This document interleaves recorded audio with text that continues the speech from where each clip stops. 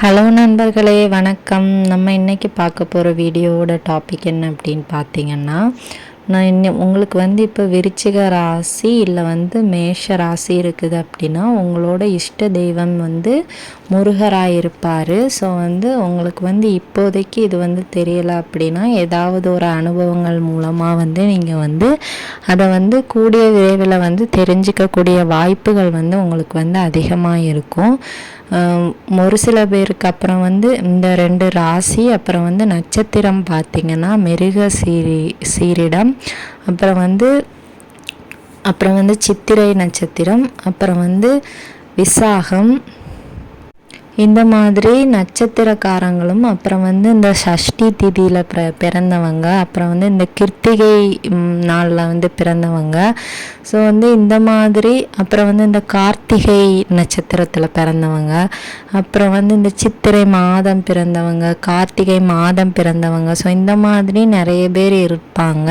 So அவங்களில் முக்கால்வாசி பேர் பார்த்திங்கன்னா இந்த முருகரோட தீவிர பக்தர்களாக இருப்பாங்க. ஸோ அவங்களுக்கு அவங்களோட லைஃப் எப்படி இருக்கும் அப்படின்னு பார்த்திங்கன்னா, அந்த மாதிரி முருகரோட அம்சம் இவங்களை எல்லாரையுமே நம்ம முருகரோட அம்சம் அப்படின்னு சொல்லலாம். ஏன்னா இவங்க முருகருக்குரிய ஏதாச்சும் ஒரு இதை தான் வச்சு இவங்களோட பிறப்புகள் இருக்கும்.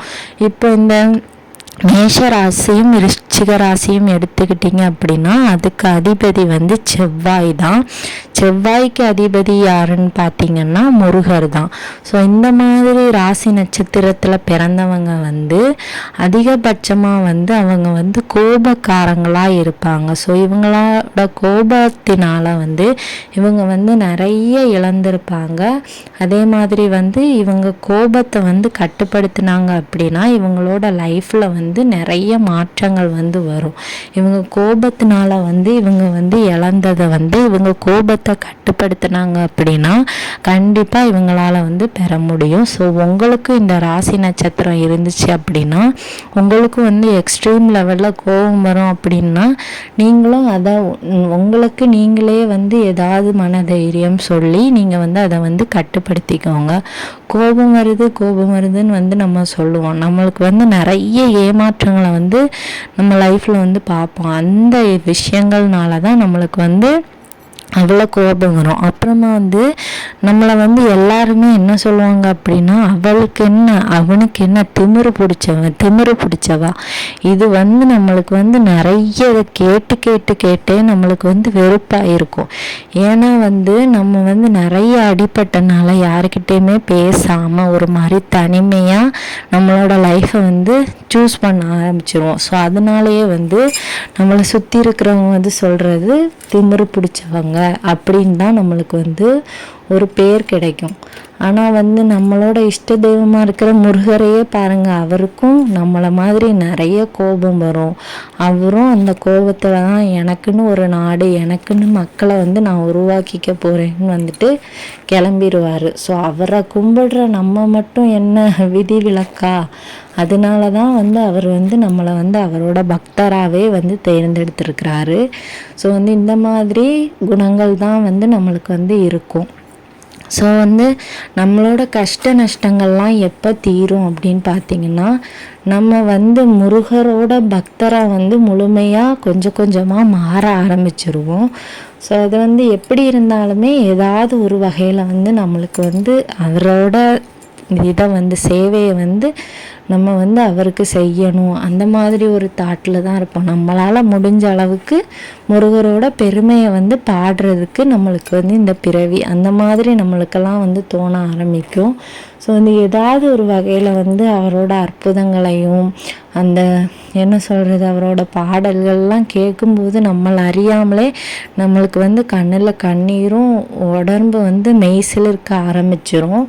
ஸோ அந்த மாதிரி அவரை ஒரு கோயிலில் போய் நம்ம பார்க்குறோன்னா நம்மளுக்கு அந்த அளவுக்கு ஒரு சந்தோஷமான ஒரு நாளாக அது அமையும். இப்போ அவருக்கு ஒரு சஷ்டி விரதம் நம்மளுக்கு இருந்துட்டோம், நம்மளால் சக்ஸஸ்ஃபுல்லாக அந்த சஷ்டி விரதம் இருந்து முடிக்க முடிஞ்சுது அப்படின்னாலும் கூட நம்மளால் அவ்வளோ ஒரு சந்தோஷத்தை வந்து நம்மளால் உணர முடியும். அதே மாதிரி அவருக்கு ஃபோட்டோவை எங்கே நம்ம பார்த்தாலுமே, இல்லை அவருக்கு பேரை யாராவது சொல்லி கூப்பிட்டாலுமே, அவருக்கு வந்து எத்தனையோ பேர்கள் இருக்குது. அதில் ஏதாவது ஒரு பேரை வந்து யாராச்சும் சொல்லி கூப்பிடும்போது கூட நம்மளுக்கு வந்து அவ்வளோ ஒரு ஏதோ வந்து நம்மளுக்கு ஏதோ பெருசாக ஒரு அச்சீவ் பண்ண மாதிரி ஒரு சந்தோஷம் வரும். ஸோ அந்த அளவுக்கு வந்து நம்ம வந்து முருகர் தான் எல்லாமேன்னு வந்து மாற ஆரம்பிச்சிருவோம். ஸோ வந்து இந்த மாதிரி ராசி நட்சத்திரத்தில் யாராவது இருக்கீங்க அப்படின்னா உங்களுக்கு வந்து இஷ்ட தெய்வம் யாருங்கிறத வந்து நம்மளோட கமெண்ட் செக்ஷனில் வந்து கமெண்ட் பண்ணுங்கள். அப்புறம் வந்து உங்களோட வாழ்க்கையில் வந்து என்னென்ன மாதிரியான அனுபவங்கள்னால நீங்கள் வந்து முருகர் பக்தியாக மாறுனீங்க. எனக்கு வந்து ஃபேமிலி இஷ்யூனால் வந்து நான் ரொம்ப கஷ்டப்பட்டு அதுக்கப்புறமா நான் வந்து முருகர் பக்தியாக மாறினேன். ஸோ வந்து எனக்கு வந்து அதுலேருந்து அவர் தான் வந்து எனக்கு வெளியே வர்றதுக்கு வந்து வாய்ப்பை வந்து கொடுத்தாரு. முருகர் வந்து அப்படி தான் கஷ்டத்தை கொடுத்து தான் நம்மளுக்கு வந்து ஒரு சந்தோஷத்தை தருவார். அப்போ வந்து உங்கள் லைஃப்பில் வந்து நீங்கள் வந்து எக்ஸ்ட்ரீமாக கஷ்டப்படுறீங்க அப்படின்னா உங்களுக்கு ஏதோ ஒரு பெரிய சந்தோஷத்தை வந்து அவர் வந்து தரப்போகிறாரு. அதை வந்து அவர் வந்து ஒவ்வொரு இது மூலமாக நம்மளுக்கு வந்து தெரியப்படுத்திகிட்டே இருப்பார். நான் உனக்கு வந்து இந்த நாளையில் இவ்வளோ அற்புதத்தை வந்து செஞ்சிருவேன் அப்படின்னு சொல்லுவார். ஃபஸ்ட்டு நம்ம நம்ப மாட்டோம். கடைசியில் போக போக நம்ம எதெல்லாம் பார்க்குறோமோ அதெல்லாம் வந்து நம்ம லைஃப்பில் வந்து கண்டிப்பாக நடக்கும். இது வந்து முருகர் பக்தராக இருக்கிற ஒவ்வொருத்தங்க வாழ்க்கையிலையும் வந்து நடக்கக்கூடியது. ஒரு சில பேருக்கெல்லாம் வந்து தீர்க்க முடியாத நோய்கள் கூட தீர்ந்து போயிருக்கு. ஸோ இந்த மாதிரி எல்லாம் இருக்கும்போது இந்த முருகர் புராண கதைகளில் வந்து எடுத்து கேட்டிங்கனாலே முருகர் வந்து அவரோட பக்தர்களை வந்து எப்படி தேர்ந்தெடுப்பாருன்னு வந்து உங்களுக்கு வந்து தெரியும். ஸோ அதே தான் நம்ம லைஃப்லேயும் அவர் வந்து பண்ணுவார். உங்களுக்கு வந்து எக்ஸ்ட்ரீமாக கஷ்டத்தை தந்து அவரோட பக்தராக எடுத்து அதுக்கப்புறமா அவர் வந்து ஒரு சந்தோஷத்தை தருவார் பாருங்கள். அப்படி மனசு ஒரு நிறைவாக இருக்கும். ஸோ அந்த மாதிரி நம்மளுக்கு வந்து அவர் வந்து செய்வார். ஸோ இந்த மாதிரி ராசிக்காரங்கள்லாம் வந்து என்ன பண்ணலாம் அப்படின்னு பார்த்தீங்கன்னா, உங்களால் முடிஞ்ச அளவுக்கு முருகருக்கு வந்து உகந்த பூஜைகளை பண்ணுங்கள். ஏதாவது பக்கத்தில் கோயில் இருக்குது அப்படின்னா பக்கத்தில் இருக்க கோவிலுக்கு போயிட்டு வாங்க. இல்லாட்டி முருகரோட 6 படை வீட்டுக்கு நம்மளாம் ஏதாச்சும் ஒரு வீட்டுக்கு போக முடிஞ்சாலும் போயிட்டு வாங்க. உங்கள் டிஸ்ட்ரிக்ட் பக்கத்தில் எந்த 6 படை வீடு இருக்கோ அந்த வீட்டுக்கு போயிட்டு வாங்க.